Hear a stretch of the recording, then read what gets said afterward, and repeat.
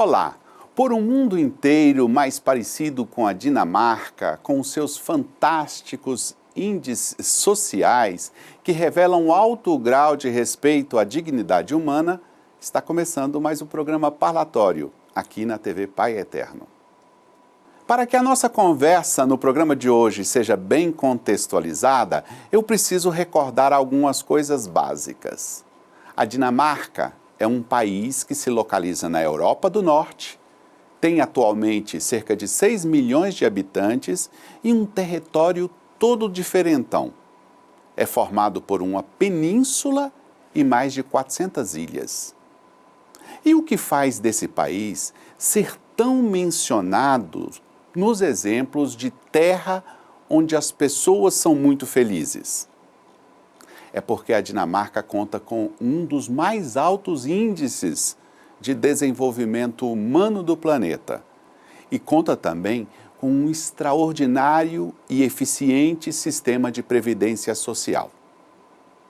Para a gente não ter que mudar para lá para saber como tudo isso funciona, pensamos num programa no qual conhecêssemos um pouco mais dos segredos da Dinamarca. Para revelar esses segredos, localizamos um dinamarquês que escolheu o Brasil para viver e é um estudioso de assuntos internacionais. O senhor Niels Sondegaard.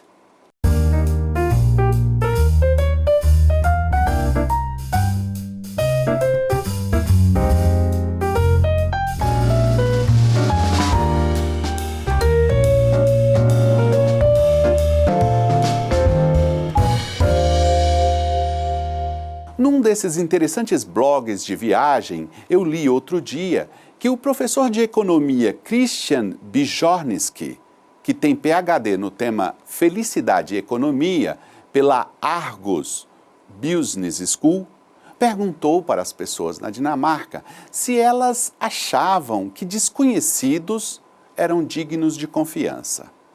Cerca de 70% delas disseram que sim.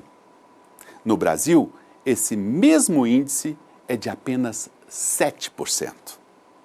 Tamanha confiança faz com que as relações sociais na Dinamarca sejam melhores e também faz com que as pessoas não tenham pequenas preocupações no dia a dia. Niels Sondegaard é pesquisador em relações internacionais na Universidade de Brasília e no INSPER de São Paulo. Fez doutorado e pós-doutorado no Instituto de Relações Internacionais na Universidade de Brasília.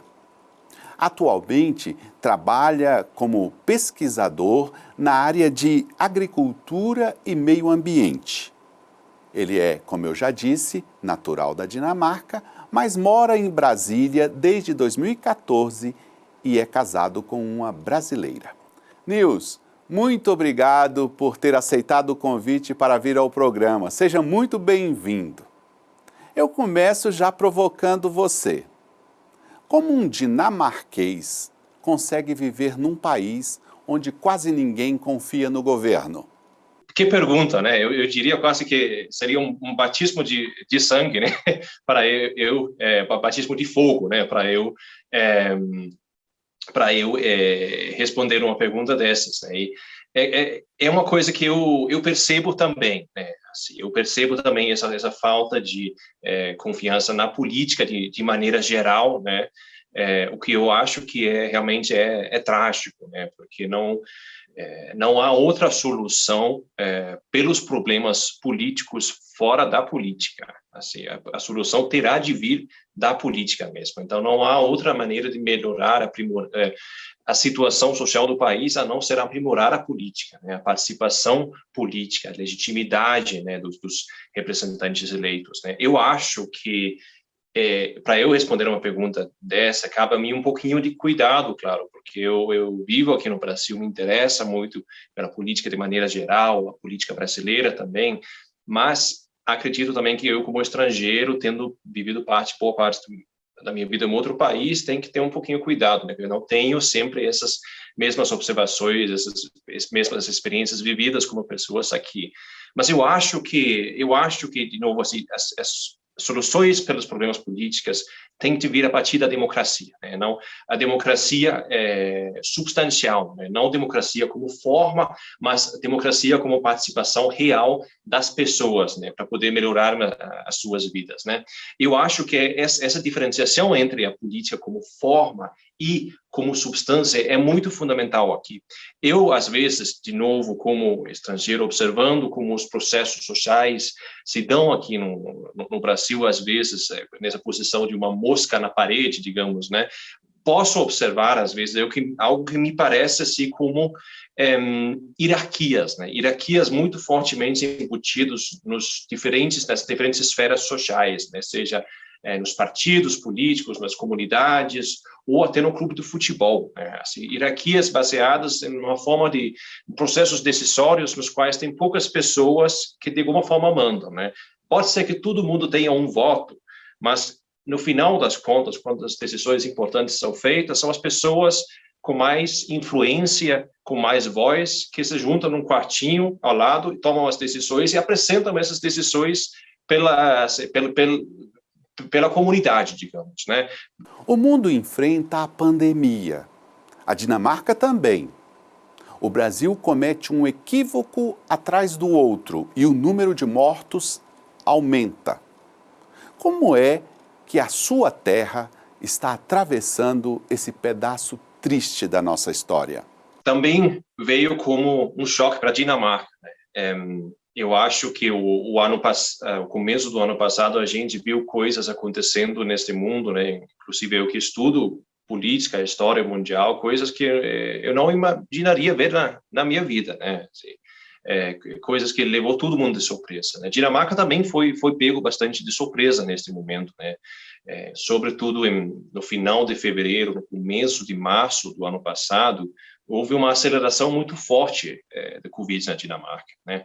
Tinha muitas pessoas que foram de férias para fazer esqui nos Alpes, né? Na Europa tem uma tradição muito grande de fazer isso na Dinamarca, porque o país é pequeno, é plano, não tem montanhas, então tem como fazer esse esporte a não ser em outras partes da Europa, né? Então eles foram justamente lá para o norte da Itália, para a Áustria, onde havia um surto ainda não bem detectado, né, de Covid, e trouxeram de volta para a Dinamarca. Então houve uma situação de crescimento muito rápido dos casos, mas também houve uma situação de uma resposta muito rápida do governo, né? E não somente do governo, mas do nível político de modo geral, né? O parlamento apoiou 100% o governo nessas ações de fazer um chamado lockdown, né? A palavra que a gente também chegou a conhecer aqui no Brasil ao longo dos últimos anos, mas fazer um lockdown bastante rígido, né? Bastante rápido e bastante consequente. Então as pessoas foram ficar nas suas casas sem, na verdade, sair muito, né? Tudo que podia fechar, não fosse o mais necessário, fechou mesmo.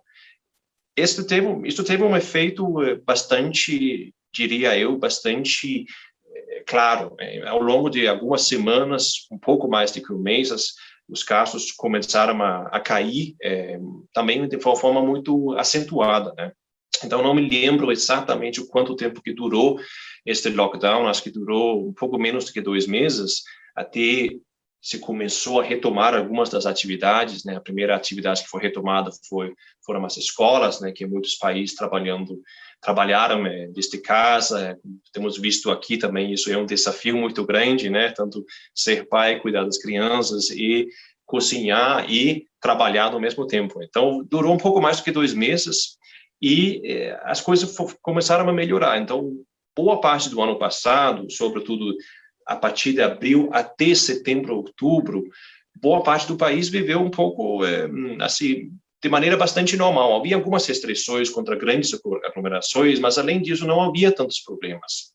Isso mudou um pouco no final do ano passado, quando havia uma segunda onda que veio com muita força, maior do que a primeira onda.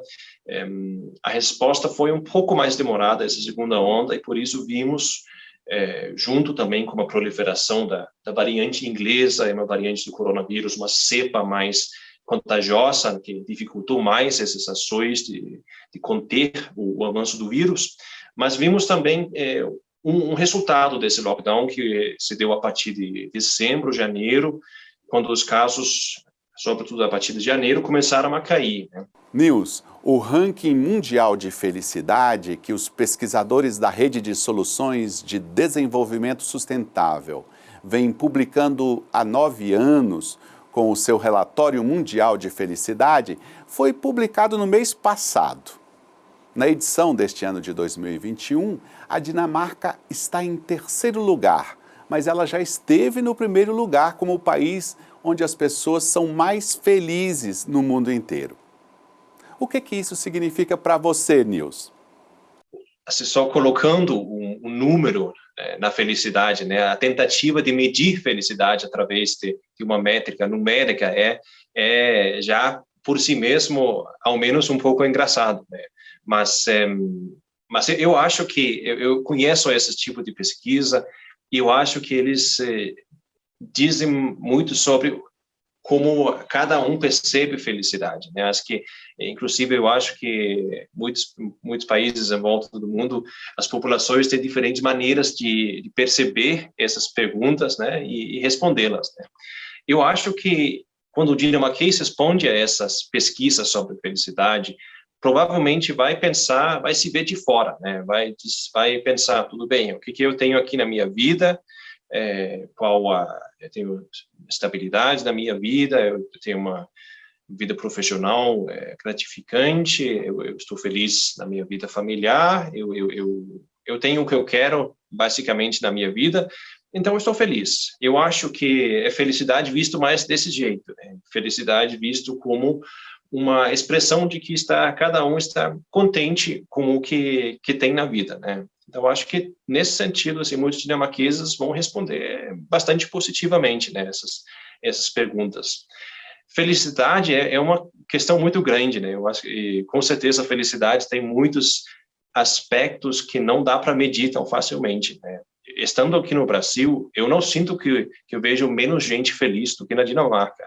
Às vezes, ao contrário, eu acho que aqui é um povo que, às vezes, apesar de situações adversas, difíceis, ainda consegue tirar muita felicidade, muita alegria das coisas boas na vida também. Então, acho que felicidade tem tantos aspectos diferentes, né? Tem tantas maneiras diferentes, né, de enxergar a felicidade, né?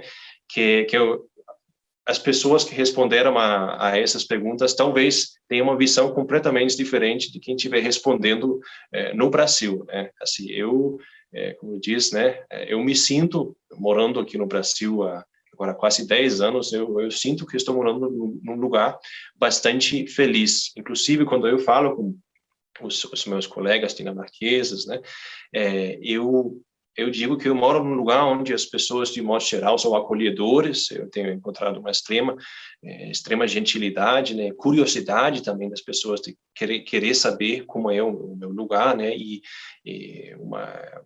um acolhimento muito, muito caloroso aqui no Brasil, que eu moro num lugar onde as pessoas me recebem bem, onde a temperatura está entre 20 e 30 graus, ao longo de todo o ano, né, que eu moro em Brasília, e onde tem muitas coisas boas, né, comidas diversas, né, e paisagens bonitas. Então, na verdade, as pessoas lá estão pensando que eu deveria estar muito feliz, né, muito mais feliz aqui, talvez, do que estaria na Dinamarca, né? Então, a felicidade é uma coisa complexa de medir, né? Eu peço ao Nils a licença para fazer um breve intervalo e daqui a pouco a gente volta para continuar conhecendo os segredos da Dinamarca. Até já!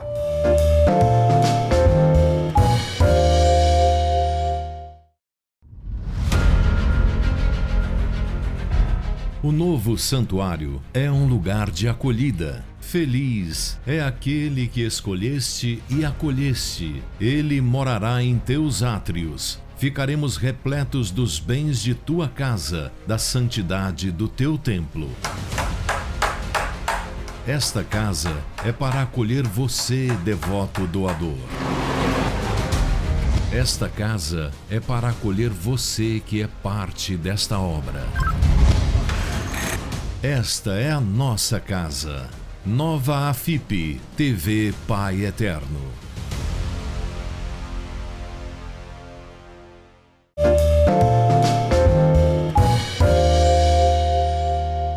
Estamos de volta com o programa Parlatório. Hoje estamos conversando sobre um tema curioso: os segredos que fazem da Dinamarca um país mundialmente conhecido como o lugar de gente feliz. O nosso convidado é um pesquisador dinamarquês que vive no Brasil, é o pesquisador Niels Sondegaard. Eu fui olhar a composição étnica da população da Dinamarca e, se não me engano, é quase que totalmente composta por pessoas brancas, e quem não é de lá é de outros países, mas são de países também da Europa do Norte. Uma parcela muito pequenina de estrangeiros de outras partes do mundo compõe a população lá na Dinamarca. Essa realidade faz do seu país um país intolerante com a presença de quem não é branco, alto e de olhos claros? Eu diria que a Dinamarca se diferencia um pouquinho do Brasil nessa questão da imigração, né? Porque no Brasil a imigração, as grandes ondas migratórias aconteceram ao longo de vários séculos, né? E ao longo das últimas décadas não houve migração de massa pelo Brasil. Por muito tempo foi um país muito homogêneo. E, ao longo das últimas décadas, veio mais migração, né? Com globalização, as pessoas viajam mais, buscam mais oportunidades em diferentes países, às vezes vão fugindo de guerras, né? Então, houve mais migração na Dinamarca. Teve uma onda de trabalhadores da Jugoslávia que foram para a Dinamarca nos anos 60, 70, para trabalhar na indústria dinamarquesa. Teve uma onda de turcos também, que foi nos anos 70, sobretudo. Houve uma onda também de libaneses que chegaram ao longo dos anos 80 e 90 para a Dinamarca, e também de pessoas de Somália, né? Então, eu frequentava uma escola pública e eu tive muitos colegas de diferentes países, né? Então, eu diria que, na verdade, Dinamarca, hoje em dia, é um país bastante diverso, né? Com migração recente e com a presença de muitas culturas diferentes, né? de todo o mundo, né? Isto, quando acontece numa certa escala maior, tem gerado, infelizmente, algumas fricções, né, sobre como é que vai ser essa convivência entre as diferentes culturas, entre a cultura dinamarquesa tradicional, né, e os novos dinamarqueses, né, como eu gosto de dizer, né, porque eu acho importante adotar aquele espírito, né, de que são dinamarqueses, né, são novos dinamarqueses que trazem outras culturas. Então, é muito importante que esse encontro se dê bem, né? Infelizmente, não tem sempre se dado muito bem, né? Eu acho que, mais do que questão de raça, aparência, cor de pele, eu acho que essa questão da culturas diferentes, às vezes culturas um pouco mais conservadoras, tem gerado algum tipo de fricção, né? Infelizmente, um certo grau de xenofobia por parte de alguns dinamarqueses étnicos, né? Eu acho que, por outro lado, também é importante focar em como é que possa se dar bem esse encontro, né? Dinamarca é um país pequeno, então eu acho que existem uns certos princípios e valores que precisa se adotar, né, quando chega para a Dinamarca também, né? Por exemplo, a ideia da democracia ser mais importante, a lealdade ao Estado de Direito democrático ser mais forte do que, por exemplo, a lealdade a uma religião, por exemplo. Eu acho importante isso. E também ter também uns certos princípios de convivência, né? Por exemplo, e de liberdade, né? Cada um poder se casar com quem quiser, né? Aceitar isso, né? Aceitar que filhos de imigrantes possam se casar com dinamarqueses, né? Que eu acho importante que as pessoas se misturem também. Há uma certa reticência em alguns grupos disso acontecer. Então, eu acho que assim, é importante o dinamarquês étnico, né? Abrir os braços, né? Assim, com hospitalidade, né? Com vontade de integrar quem chega para a Dinamarca, né? Que, às vezes, quem precisa de fugir de guerras, né, ou que vem em busca de oportunidades, mas que também, claro, que quem chega também se adapta ao país e aos costumes do país onde chega até certo ponto, né? Não quer dizer que vai ter que esquecer a sua própria cultura de forma alguma, né? Mas que adota alguns princípios que chegaram a ser universais na Dinamarca, né? Sobre como princípios como igualdade entre gênero e princípios relacionados à democracia, né? Então, eu espero muito que esse encontro possa melhorar no futuro, apesar de, infelizmente, hoje em dia ainda ser uma pauta muito sensitiva, muito controversa em muitos aspectos, e também uma pauta que divide muito o espectro político na Dinamarca, que molda a política. Eu acho que seria muito interessante a gente poder chegar a falar um pouco mais sobre questões relacionadas de bem-estar, de mudanças climáticas, de outras questões do que as questões migratórias que ao longo dos últimos 20 anos definiram todos os debates políticos na Dinamarca, quase definiram eleições, né?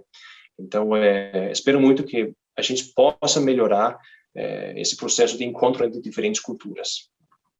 Outro dado que nos dias de hoje, em que se fala tanto de combate à poluição e o uso de transporte não poluidor, um dado sobre a Dinamarca causa um certo impacto. A cidade de Copenhague, a capital, já tem mais bicicletas circulando nas ruas do que carros. O número de ciclistas cresceu 68% nos últimos 20 anos. Nils, isso significa que o respeito pela consciência ecológica do dinamarquês é de alto nível e ainda cresce? É verdade, né? É certo que o uso de bicicletas tem crescido muito na Dinamarca.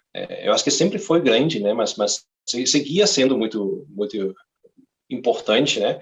Inclusive, eu acho que parte do uso de bicicleta, por exemplo, tem a ver com o fato das cidades serem, às vezes, mais antigas, às vezes os centros urbanos não tem essas grandes estradas, não tem espaço para muitos carros, então é muito difícil encontrar estacionamento, né, em cidades como, por exemplo, a capital de Copenhague. Então você vê, às vezes, um diretor executivo que chega de trabalho em bicicleta, simplesmente por bicicleta ser uma opção mais rápido e mais conveniente do que ter que pegar o carro, né, e não encontrar um lugar para estacionar. Então, o uso de bicicleta é bastante comum. Eu acho que sim, também tem a ver com uma consciência ambiental, sem dúvida, tem a ver com isso, né? Também tem uma importante indústria de molinos de vento, né? A indústria eólica na Dinamarca, que também cresceu muito com o apoio do Estado e depois virou mais competitivo globalmente. Então tem uma consciência ambiental também, mas também tem um aspecto simplesmente de ser mais conveniente, sobretudo considerando as pequenas distâncias e os pequenos espaços das esferas urbanas na Dinamarca. Nós sempre terminamos nossas conversas aqui trazendo uma citação para ouvir um breve comentário dos nossos convidados. Para você, escolhemos um provérbio encontrado nessas frases de internet e que nem fomos verificar a sua originalidade, mas eu queria apresentar para você. Se diz que é um provérbio dinamarquês. Abre aspas. O que você é um presente que Deus deu a você. O que você faz consigo é um presente seu para Deus. Fecha aspas. Eu acho um provérbio muito bonito. Eu também acho que é um provérbio que nos leva muito a refletir, né, sobre a condição de ser o ser humano, né, a condição da nossa vida, né, o que nós recebemos, né, e que somos muito gratos por isso, o que damos de volta, o que escolhemos dar de volta, né, também é muito importante, acho. Isso me levou a pensar um pouco sobre um teólogo dinamarquês que se chama Knud Ejler Løgstrup, um teólogo e filósofo que tem escrito muito sobre essas questões existenciais, né? E também muito sobre a questão de responsabilidade frente a Deus, né? E responsabilidade frente, sobretudo, ao nosso próximo, né? Eu acho que isso remete muito a essa questão de dar de volta, né? Løgstrup, ele escreve muito sobre um conceito que ele se chama a reivindicação da ética, né? ele trata muito essa questão da nossa responsabilidade frente aos nossos próximos, né? Inclusive, ele tem um ditado que eu acho que é muito bonito, que diz que o indivíduo nunca lida com outro ser humano sem segurar um pouco da vida desta pessoa em suas mãos. Então, eu acho que isso é muito importante, né? Isso se trata muito dessa questão de que somos necessariamente comprometidos com outras pessoas. Na hora que nós lidamos com outras pessoas, na hora que encontramos o encontro com outras pessoas, algo que Leustrop fala, nós já somos responsáveis pelo bem-estar desta pessoa. Então, vem acima disso vamos dizer, um grande desafio, uma grande complexidade, né? Porque se já somos comprometidos com uma felicidade, estamos numa situação no qual vamos poder dizer, não estou nem aí, ou não é problema meu, ou eu não fiz nada, não tenho culpa, sabe? Mas que simplesmente por sermos um ser social, né? Por sermos um rebanho, né? Somos necessariamente comprometidos para quem não necessariamente seja família ou amigo, ou quem não devemos nada, somos assim comprometidos com a felicidade desta pessoa.